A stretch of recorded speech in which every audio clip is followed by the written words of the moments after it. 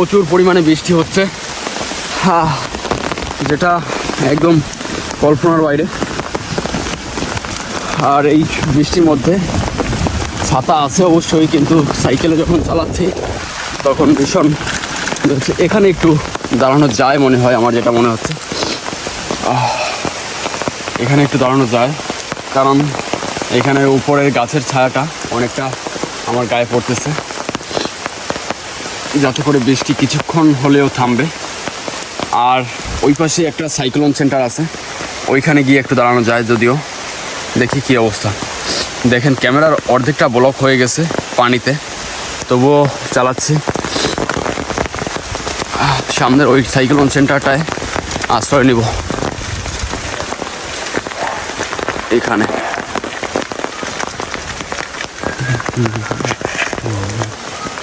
আমি এই প্রচণ্ড বৃষ্টির মধ্যে এই জায়গাটা এসটি করছি। আর এটা একটা সাইক্লোন সেন্টার। এই জায়গাটার নাম কি?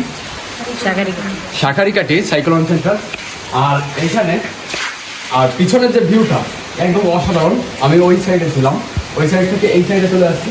অসাধারণ একটা গ্রামের মধ্যে, বিশাল মাঠ, তার মধ্যে গরু খাচ্ছে, আর ক্যামেরা চোখে অসাধারণ দেখাচ্ছে একদম। আমি ফাইনালি দৈবজ্ঞহাটির দিকে যাচ্ছিলাম, শাঁখারীকাটি বাজারের ভিতর দিয়ে। আর দৈবজ্ঞহাটি যাওয়ার পথে আমি এরকম একটা মসজিদ দেখতে পেলাম, যেটা সুন্দর একদম, ফুল দিয়ে চারপাশটা ফুলের গাছ লাগিয়ে ঘিরেছে। অসাধারণ একটা গেট তৈরি করেছে। আর এর যে দেয়াল, তাতে লেখা আছে বিভিন্ন ধরনের উক্তি, অনেক সুন্দর সুন্দর লেখা। আর সামনের গেটটা একদম ফুলে সাজানো, অনেক সুন্দর একটা মসজিদ।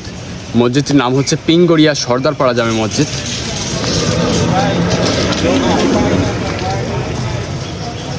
অনেক সুন্দর, এর সামনের ভিউটা অসাধারণ একদম, পুরোটা জুড়ে একদম ফুলে ভরা, ফুল গাছ দিয়ে ভরা।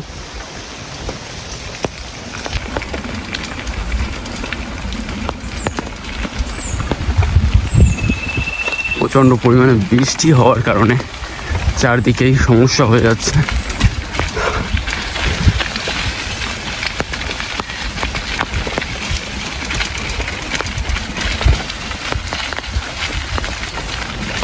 এইখান থেকে সোজাও যাওয়া যায়, কিন্তু বৃষ্টি হয়েছে যেহেতু আর মাটির রাস্তার দিকে আমি যাব না, আমি এই দিকে চলে যাব।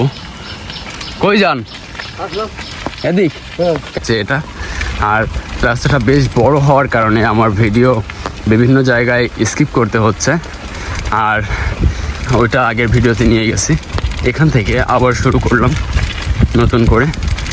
আর এটা হচ্ছে পিঙ্গড়িয়ার ভিতরে, পিঙ্গড়িয়া সর্দারপাড়া।